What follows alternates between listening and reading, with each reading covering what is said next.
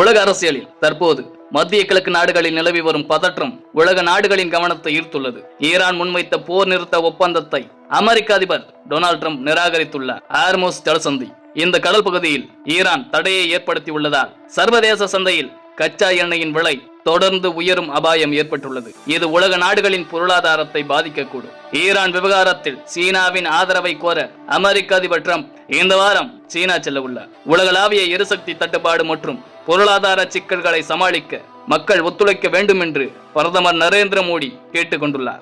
தமிழக அரசியலில் இன்று ஒரு புதிய மைல்கல் எட்டப்பட்டுள்ளது. தமிழகத்தில் முதல்வர் விஜயின் தலைமையிலான டிவிகே அரசு இன்று அதிகாரப்பூர்வமாக பதவியேற்றுக் கொண்டது. முதல்வர் விஜய் மற்றும் அமைச்சர்கள் சட்டசபையில் பதவியேற்றுக் கொண்டனர். தற்காலிக சபாநாயகர் கருப்பையா எம்எல்ஏக்களுக்கு பதவி பிரமாணம் செய்து வைத்தார்.